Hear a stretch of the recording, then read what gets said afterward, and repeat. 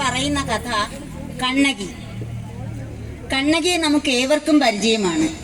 നാം ഇന്ന് ആരാധിക്കുന്ന ദേവിമാരിലൊക്കെ തന്നെ അംശമായി കുടികൊള്ളുന്നവളാണ് കണ്ണകി. കണ്ണകിയുടെ പ്രതിഷ്ഠയുള്ള ക്ഷേത്രങ്ങൾ ഇന്ന് ധാരാളമാണ്. കണ്ണകി ഒരു സാധാരണ സ്ത്രീയായിരുന്നു. അവൾ എങ്ങനെ ദേവീ രൂപമായി, അവൾ എങ്ങനെ ദേവീ ഭാവമായി, നമുക്ക് കഥയിലൂടെ കാണാം. ഞാൻ ആരംഭിക്കുന്നു. കണ്ണകി നൂറ്റാണ്ടുകൾക്ക് മുമ്പ് നടന്ന കഥ. ചോളനാട്ടിലെ കാവേരി പട്ടണം, പ്രഭുക്കന്മാരുടെ നാടാണിത്. ഈ നാട്ടിലെ മഹാശ്രേഷ്ഠനാണ് കോവലൻ. കോവലൻ ധനികൻ മാത്രമല്ല, പിന്നെയോ ദേവരൂപനാണവൻ, കാമകോമളൻ, തേരിറങ്ങി വന്ന ഇന്ദ്രതുല്യനാണവൻ. ഏവരും പുകഴ്ന്നു പാടും ആവണീശ്വരൻ, സർവസൽഗുണങ്ങളും തികഞ്ഞ കോവലൻ. അതെ, സർവസൽഗുണങ്ങളും തികഞ്ഞവനാണ് കോവലൻ. ഈ കോവലന്റെ പ്രിയപത്നിയാണ് കണ്ണകി. സുന്ദരിയും സുശീലയുമായ കണ്ണകിയെ കോവലൻ ആദ്യമായി കണ്ടുമുട്ടിയത് അങ്ങ് ആണ്ടവൻ കോവിലിൽ വെച്ചാണ്. ആ സുന്ദര നിമിഷങ്ങളെ കുറിച്ച് അവൻ ഇടയ്ക്കിടെ അവളെ ഓർമ്മപ്പെടുത്താറുണ്ട്. ഒരു ദിവസം കോവലൻ ഇങ്ങനെ പറഞ്ഞു: തിരുനടയിൽ തൊഴുതു നിന്ന തമ്പുരാട്ടി, പുലരൊളിയിൽ കതിർവെരിയും കോമളാങ്കി, കനകമയും തന്നിറവും കരിമിഴിയാളെ, മമ ഹൃദയം തവസദനം പൂമിഴിയോളെ. ഇത് കേട്ടപ്പോൾ കണ്ണകിയുടെ കവിളുകൾ നാണം കൊണ്ട് ചുവന്നു തൊടുത്തു. കോവലൻ അവളെ ചേർത്ത് പിടിച്ചുകൊണ്ട് പറഞ്ഞു: കണ്ണകി, നീ എന്റെ ഭാഗ്യമാണ്, നീ എന്റെ ജീവനാണ്, നീ ഇല്ലെങ്കിൽ ഇനി ഞാനുമേ ഇല്ലേ. അങ്ങനെ അവർ പരസ്പരം സന്തോഷത്തോടെയും സ്നേഹത്തോടെയും ജീവിതം ആസ്വദിച്ച് നീങ്ങുകയാണ്. അപ്പോഴാണ് അവരുടെ ആണ്ടവൻ കോവിലിൽ ഉത്സവം വരുന്നത്. കൊടികളും തോരണങ്ങളും ചമയങ്ങളുമായി കോവിലും പരിസരവും അലങ്കാരമയമാക്കുകയാണ്. എല്ലാറ്റിനും മുന്നിൽ കോവലൻ തന്നെ. ഉത്സവ ദിനമെത്തി. കാവേരി പട്ടണത്തിലെ ജനമാകമാനം ആണ്ടവൻ കോവിലിലേക്കൊഴുകി. അന്നാട്ടിലെ പ്രസിദ്ധ നർത്തകിയായ മാധവിയുടെ നൃത്തമാണ് അന്നത്തെ ഉത്സവ കാഴ്ച. കാണികൾ അക്ഷമരായി കാത്തിരിക്കുകയാണ്. നൃത്തം ആരംഭിക്കുന്നതിനുള്ള സമയമായി. അതാ തിരശീല ഉയർന്നു, നൃത്തം ആരംഭിച്ചു. ചടുല താളഭാവലയത്തോടുകൂടി മാധവി മിന്നൽ കൊടി പോലെ തകർത്താടുകയാണ്. മാധവിയുടെ നൃത്തവിസ്മയത്തിലും അവളുടെ സൗന്ദര്യത്തിലും ആകാര വടിവിലും ആകൃഷ്ടരായ കാണികൾ വായ് പൊളിച്ചിരുന്നു.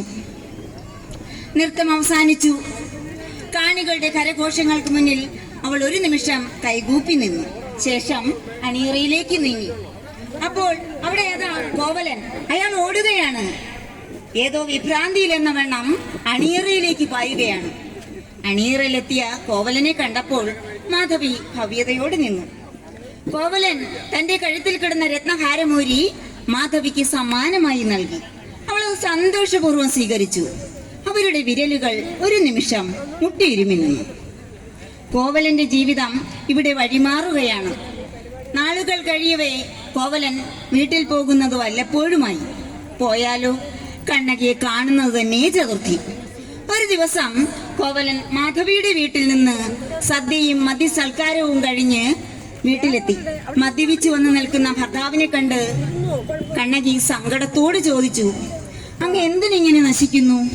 ഞാൻ എന്ത് തെറ്റ് ചെയ്തു?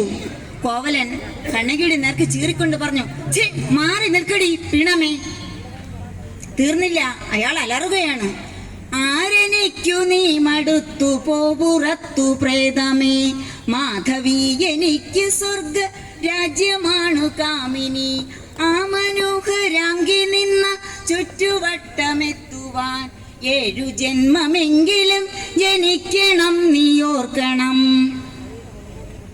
ഇതും പറഞ്ഞ് കോവലൻ തിരികെ മാധവിയുടെ വീട്ടിലേക്ക് തന്നെ പോയി.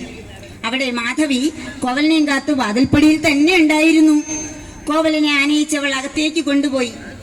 കോവലന്റെ കണക്കറ്റ സമ്പത്തിൽ കണ്ണുവെച്ച മാധവി കപട സ്നേഹം കൊണ്ടും വശ്യമായ പരിചരണങ്ങൾ കൊണ്ടും ലാസ്യ നൃത്തങ്ങൾ കൊണ്ടും അയാളെ മയക്കിയെടുക്കുകയാണ്. ആ നർത്തകിയുടെ മായിക വലയത്തിൽ കോവലൻ കുരുങ്ങിക്കിടന്നു. മാധവിയുമൊത്തുള്ള ജീവിതം കോവലന് പറഞ്ഞറിയിക്കാൻ പറ്റാത്ത വിധം ആനന്ദകരമായി തോന്നി. ആടിയും പാടിയും പ്രണയപുവാടിയിൽ ഇരുകോകിലങ്ങൾ പോലെ രമിച്ചു വാണു. പാടെ മറന്നവൻ സർവസമ്പത്തും നൽകി പ്രേമധാമത്തെ തൻ്റെ സ്വന്തമാക്കാൻ. ആടിയും പാടിയും സ്വയം മറന്ന് ആനന്ദലഹരിയിൽ ജീവിക്കുന്നതിനിടയിൽ കോവലന്റെ സമ്പത്ത് ഓരോ ദിവസം കഴിയും തോറും മാധവിയുടെ കൈകളിലേക്ക് ഒഴുകിക്കൊണ്ടേയിരുന്നു. കോവലിനെ കുറിച്ചൊന്നും ചിന്തിക്കുന്നില്ല. നാളുകൾ ഏറെയായില്ല, കോവലിന്റെ സർവ്വസമ്പത്തും മാധവിയുടെ പക്കലായി കഴിഞ്ഞു. ഇപ്പോഴും കോവലിന് ചിന്തയില്ല, പക്ഷേ മാധവി ചിന്തിക്കുന്നുണ്ട്. തൊട്ടടുത്ത് തന്നെ ഒരു ദിവസം കോവലൻ പുറത്ത് കവലയിലേക്ക് പോയി അന്തി മയങ്ങിക്കഴിഞ്ഞതിന് ശേഷമാണ് തിരികെ വീട്ടിലെത്തിയത്. പതിവ് പോലെ മാധവി കോവലനെയും കാത്ത് വാതിൽക്കൽ ഉണ്ടായിരുന്നു. പക്ഷേ അന്ന് അവൾ കോവലനെ ആനയിച്ചകത്തേക്ക് കൊണ്ടുപോയില്ല. പകരം വഴി തടഞ്ഞുകൊണ്ട് പറഞ്ഞു, നിൽക്ക്, കണ്ട മദ്യപന്മാർക്ക് കയറി ഇറങ്ങാനുള്ള സ്ഥലമല്ല ഇത്. മാധവി! കോവലൻ അറിയാതെ വിളിച്ചുപോയി. അതെ, മാധവി തന്നെയാ. മേലിൽ നിങ്ങളെ ഇവിടേക്ക് കണ്ടുപോകരുത്.